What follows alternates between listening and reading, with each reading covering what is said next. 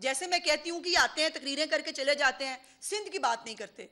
बिलावल साहब ने भी नहीं की कोई बात सिंध के बारे में। उन्होंने कहा हो कि जी मैं ये प्रोजेक्ट सिंध में किया है, मैं ये कह देना मैं सिंध बनाऊंगा आजाद कश्मीर को, आपको पता चल जाएगा, आपको दूध का दूध पानी का पानी हो जाएगा। इसलिए आप नहीं कहते, क्योंकि आप नहीं कह सकते कि आप आजाद कश्मीर को सिंध बनाएंगे। रहनुमा साउथ पंजाब से बड़े बड़े ओहदों पे रहे हैं, लेकिन आज तक किसी ने साउथ पंजाब के लिए कुछ नहीं किया। वहां मेट्रो चली तो नून लीग ने चलाई, वहां पर अस्पताल बने, तैयब अर्दगान अस्पताल मुजफ्फरगढ़ में बना, शहबाज शरीफ ने बनाया, नून लीग ने बनाया। वहां पर अब जितनी तरक्की जो है वो चीफ मिनिस्टर साहबा के 18 महीने के इस दौरे हुकूमत में हुई है, उसकी कोई एग्जाम्पल नहीं मिलती। और आज ब्यूटिफिकेशन प्रोग्राम है एक चीफ मिनिस्टर साहबा का, जिसके अंदर वो तमाम जो हमारे डिस्ट्रिक्ट्स हैं उनको ब्यूटिफाई कर रही हैं, उनके चौक चौराहे हैं, उनके बाजार हैं, उनकी गलियां हैं। और पंजाब डेवलपमेंट प्रोग्राम इसके अलावा वो अलग से चल रहा है जो 250 अरब रुपए से ज्यादा का है।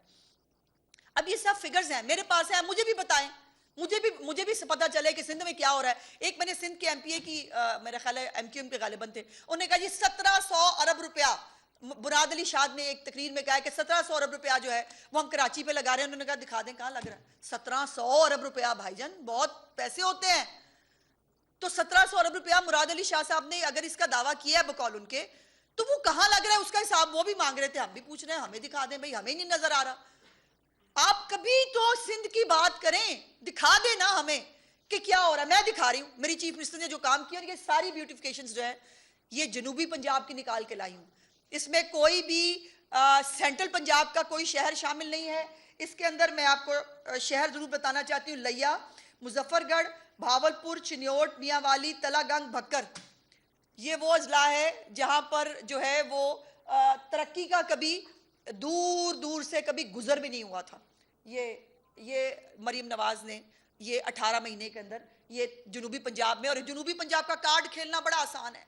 बुलेट प्रूफ अपने घरों से बाहर निकलें, बुलेट प्रूफ गाड़ियों से बाहर निकलें और अपने पंजाब के जो लोग हैं, अगर उनको जो है वो उनसे सही रिपोर्टें ले, वो आपको सही बताते ही नहीं है। तभी तो गवर्नर हाउस में खाली कुर्सियों का जलसा होता है।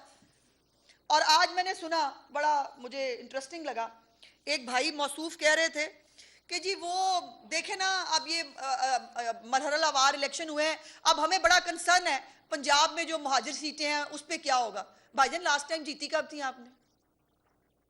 पिछले 40 साल के अंदर तो आपने इनमें से कोई सीट आज तक जीती नहीं। आपका एमपीए एमएनए पंजाब से जीता नहीं, आप कश्मीर की मुहाजिर की सीटों की बात कर रहे हैं और आपको वहां कंसर्न उठ रहे हैं।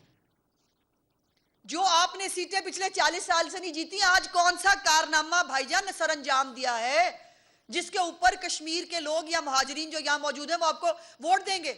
वो सुथरा पंजाब को वोट देंगे, वो ग्रीन बसों को वोट देंगे, वो स्कॉलरशिप्स को वोट देंगे, वो अपनी छत अपना घर को वोट देंगे। जहां 2 लाख घर बने हैं और वो अपने वो जो है वो सैलाब के फंड से वो चंद जो है वो घर बने, एक कमरा, एक बाथरूम और वो एक 4 दीवारी, उन्होंने कहा जी हमने घर बना दिए। जो चीफ मिनिस्टर साहब के अपनी छत अपना घर के घर है वो पूरी दुनिया देख रही है। अब ये नहीं बताते हमें कि जराइम की शरह क्यों बढ़ रही है कराची के अंदर। अभी एक रिपोर्ट आई है, जरा वो रिपोर्ट चलाएं जी। जो एक इंटरनेशनल रिपोर्ट है, मैं नहीं कह रही, एक इंटरनेशनल रिपोर्ट है जिसके मुताबिक ये चलाएं।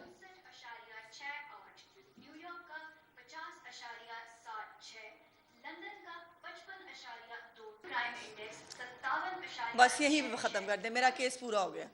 मैं नहीं कह रही, इंटरनेशनल जो है वो इदारे लिख रहे हैं कि कराची का इंडेक्स जो है वो 57 पॉइंट समथिंग है और लाहौर का जो इंडेक्स है वो 36 पॉइंट समथिंग है, और लाहौर जो है वो न्यूयॉर्क और बाकी बहुत बड़े बड़े शहरों से, बर्लिन से, इन सब से ज़्यादा महफूज शहर है। अब ये भी जो है वो इनको याद होना चाहिए, कराची में थी पीपल्स पार्टी की हुकूमत, लेकिन वहाँ पर जो है वो अमन जो है वो नवाज शरीफ ने कायम किया था। कराची की रोशनियाँ जो है वो नवाज शरीफ ने बहाल की थी। और ये जो अब ये बार बार धांधली का जो रोना रो रहे हैं, मेरा सवाल ये है कि वज़ीर आज़म आपका, प्रिजाइडिंग अफसर आपके, आरओ आपके, एसीडीसी आपके, पुलिस आपकी, चीफ सेक्रेटरी आपका, और धांधली कर दी नून लीग ने। यानी आप कहना क्या चाहते हैं, आपका मसला क्या है? ये मजलूमियत का लिबादा ओढ़ कर, ये इस किस्म की गुफ्तगू करके, नफरत फैलाने वाली गुफ्तगू करके जो है वो आप जो है वो ताने मारते हैं। बाय द वे इनको कश्मीर के अंदर भी जो है वो फॉर्म 45 की जो है वो शिकस्त हुई है, ये बात आपको जेहन में रखनी चाहिए। और वो वैसे अलग बात है कि नवाब शाह में एक घर की सीट होती है, उसके ऊपर जो है वो जो भी उम्मीदवार अप्लाई करते हैं वो उम्मीदवार ही गायब कर दिए जाते हैं। ये भी इन आंखों ने देखा और उसमें सुना। अब ये बात दुरुस्त है जो चीफ मिनिस्टर ने कल कहा कि जैसे मैं कहती हूं कि आते हैं तकरीरें करके चले जाते हैं, सिंध की बात नहीं करते। बिलावल साहब ने भी नहीं की कोई बात सिंध के बारे में। उन्होंने कहा कि जी मैं ये प्रोजेक्ट सिंध में किया है, मैं ये कह देना, मैं सिंध बनाऊंगा आजाद कश्मीर को, आपको पता चल जाएगा, आपको दूध का दूध पानी का पानी हो जाएगा। इसलिए आप नहीं कहते, क्योंकि आप नहीं कह सकते कि आप आजाद कश्मीर को सिंध बनाएंगे, और इसीलिए लोग आपको वोट नहीं दे रहे। कल एक बहुत इंटरेस्टिंग बात जो है वो बिलावल साहब ने बार बार की।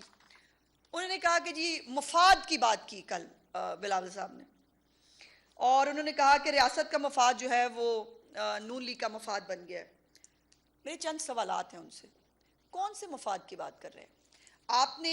सदर मुमलिकत के ओहदे के मफाद की बात हो रही है, या चेयरमैन सेनेट और डिप्टी स्पीकर कौमी असम्बली के ओहदे के मफाद की बात हो रही है? दो सूबों की गवर्नरशिप के मफाद की बात हो रही है, या मुसलसल चौथी मरतबा कराची पर कब्जे के मफाद की बात हो रही है? किस मफाद की बात हो रही है? और गिलगित बल्तिस्तान की हुकूमत का नाम आपने कौमी मफाद रखा हुआ है। गिलगित बल्तिस्तान को कौमी मफाद कहते हैं आजकल। वहां पर आपने कैसे हुकूमत बनाई है? अब फिर वही बात है, तुम ही बतलाओ कि हम बतलाएं क्या।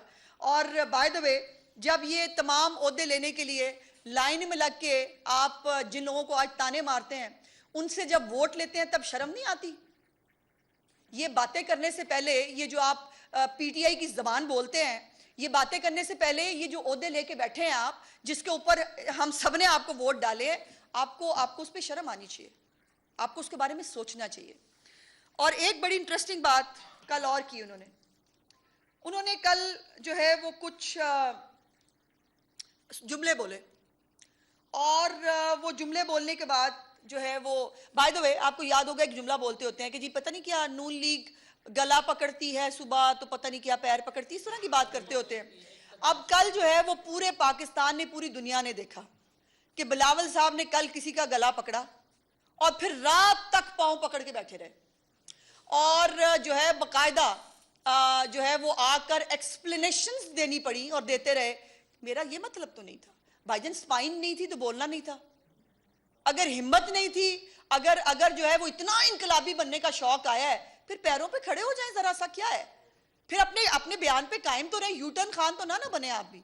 वैसे आप कॉपी उसी को कर रहे हैं, और बड़क लगा दी आपने सुबह, और उसके बाद जो है वो रात गए तक सफाइयां देते रहे। मैंने ये तो नहीं कहा, मैंने वो तो नहीं कहा, मैं ये तो नहीं कह रहा था, मेरा वो मतलब तो नहीं था।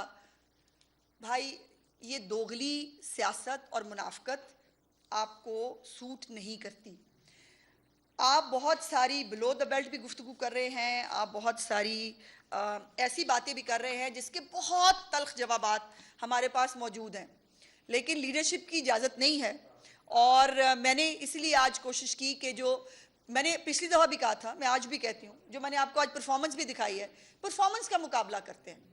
ये मेरा मफाद अगर जो है वो टेक केयर हो जाए तो फिर वो ठीक है, लेकिन अगर जो है वो कोई दूसरा जो है वो उसको अगर अक्सरियत मिल गई है तो फिर ये रियासत ने इसके ऊपर जो है वो दो नंबरी कर दी है, और फिर रियासत का ये मतलब नहीं था, रियासत का वो मतलब नहीं था।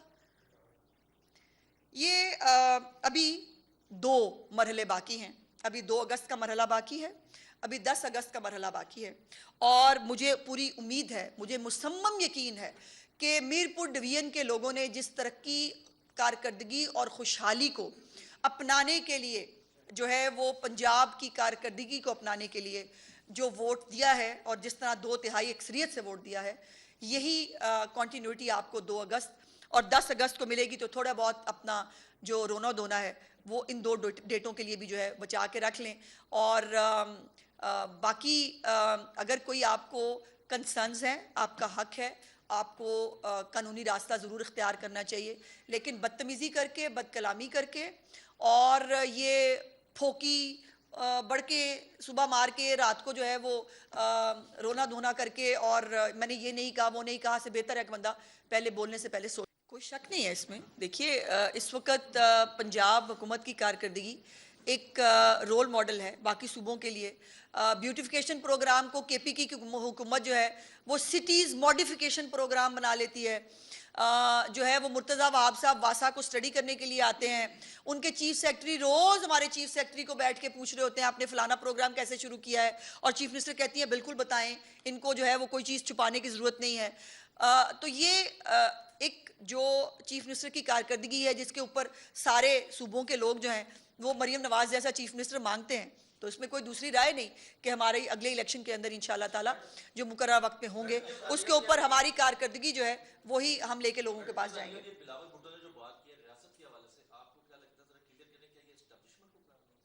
ये तो वो बताएंगे ना भाईजान, उन्होंने किसको बड़क किसको मारी थी। और फिर वो उन्होंने एक और भी बड़ा अजीबोगरीब जुमला बोला, मैं जो है वो भांजा हूँ। हाँ, अब उसकी बहुत सारी लोग इंटरप्रिटेशंस कर रहे हैं, मैं उस तरफ जाना नहीं चाहती।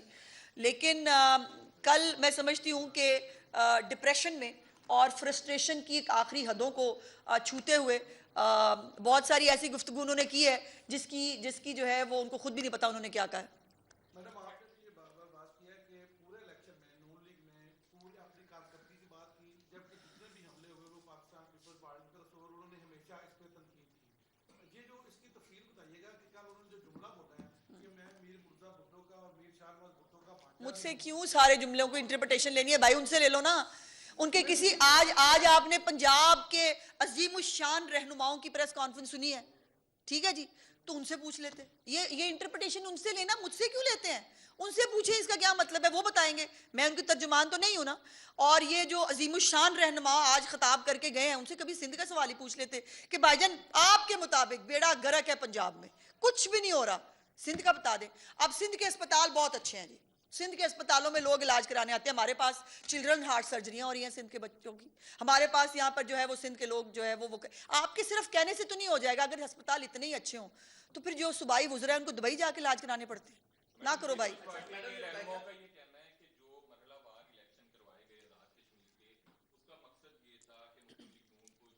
अच्छा जी,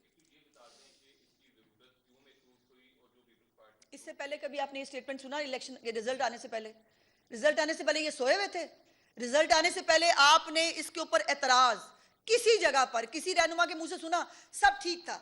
जब इलेक्शन रिजल्ट आए अब इनको याद आ गया, तो वो कहते होते हैं लड़ाई के बाद जो थप्पड़ याद आए वो मुंह पे मार लेते हैं। Thank you.